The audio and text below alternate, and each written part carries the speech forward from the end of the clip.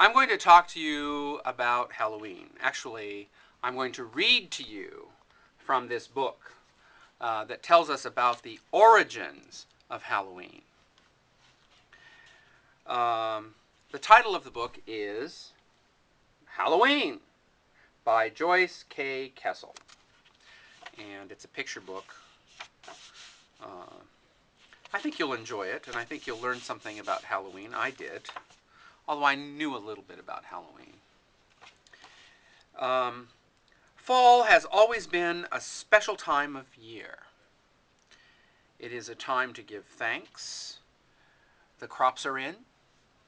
There is enough food for all. Thanksgiving is coming after all, but Thanksgiving is not Halloween, so don't confuse the two.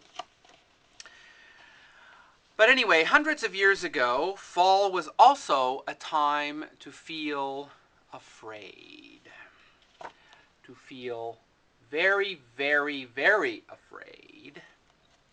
People felt the sun grow weaker. They watched the days grow shorter. They saw the plants dying. Well, long ago, that really frightened people. When the sun grew weaker and they saw the plants dying, they thought evil powers were pushing the sun away. You see that evil power pushing the sun away? And people being afraid?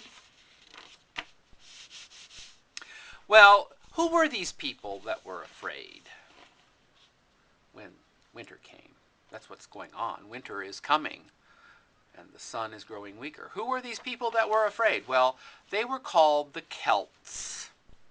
And the Celts were people who lived over 2,000 years ago, more than that even, in Western Europe, and then later in Great Britain and Ireland. Today, the Celts mostly live in Ireland and Wales and maybe Scotland. A few live in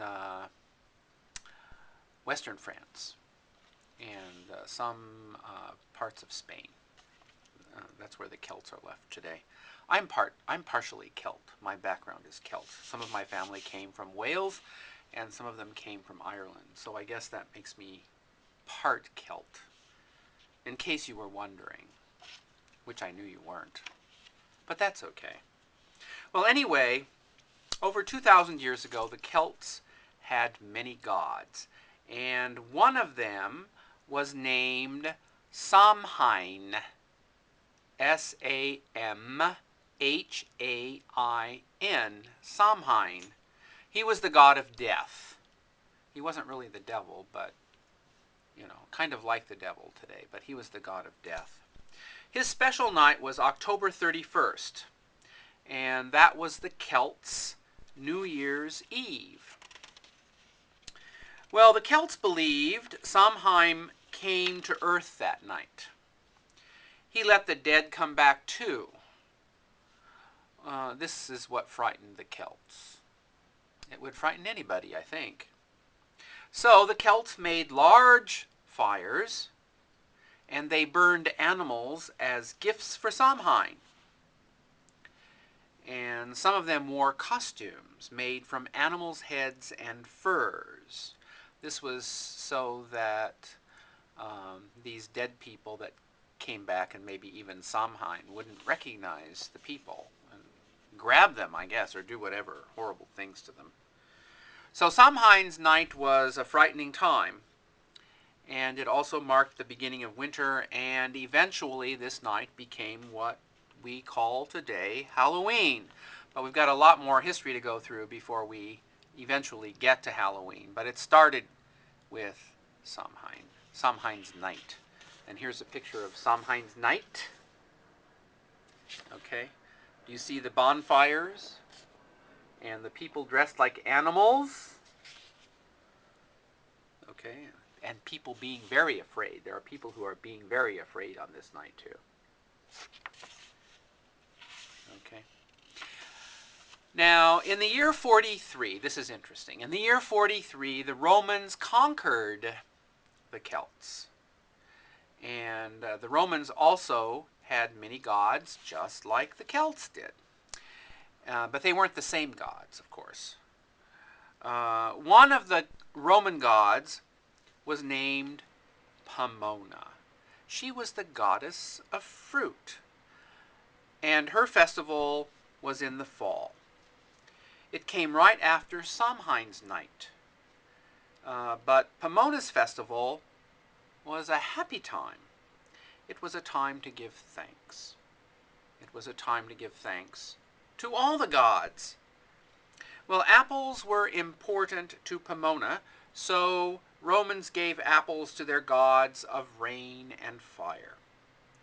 They wanted to thank them for not harming the crops. Well, here's the goddess Pomona with her apples. And you know we have a California town just east of Los Angeles here called Pomona. I think they used to grow apples over there, or at least up in the mountains near Pomona. That's what I think. I may be wrong. Some of you may want to research that and find out if that's true. Well, the Romans ruled the Celts for 400 years, and during that time, Pomona's festival and Samhain's festival got mixed up. They became one festival. So today, costumes and apples are still a part of Halloween. Well, in the 1800s, many people moved to the United States. Some came from Great Britain and Ireland. And of course, that's where the Celts lived. Remember that? I told you that. And they brought their holidays with them.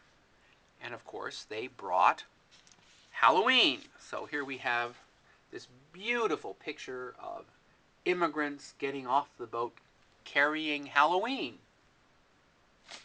I'm looking for Halloween. I don't see Halloween. Maybe it's in the bag. Well, anyway, they don't look too happy. Maybe it's because they are carrying Halloween. I don't know. Maybe they're thinking about Samhain. Could be. Now I want to talk to you about black cats, because black cats are part of Halloween too, besides apples and costumes. So now we know about apples and costumes. What about black cats? Think of all the black cats you see on Halloween. Black cats standing beside jack-o'-lanterns. Now we're going to learn about jack-o'-lanterns later. Jack-o'-lanterns are also part of Halloween. Anyway, black cats on witches' brooms. And some people think that black cats bring bad luck, especially if they walk in front of you. I don't believe that. I like cats. I like black cats, white cats, purple cats, gray cats, silver cats. My cat is kind of a silver gray cat. So any cat is fine, even if it's black. Well, the Celts believed black cats had once been people. They thought bad magic had changed them into cats. They tied black cats with silver ropes. They wanted to keep them. And the cats were supposed to protect church treasures, so they put the black cats in churches, tying them with a rope so they wouldn't run away, in order to protect the treasures. I guess it worked. I don't know if it worked. I guess the church still has a lot of treasures, so maybe it did work. So that's part one of this little presentation on Halloween and why we do what we do on Halloween. We do a lot of crazy things on Halloween, so I hope this has been helpful. We'll continue with this in just a moment.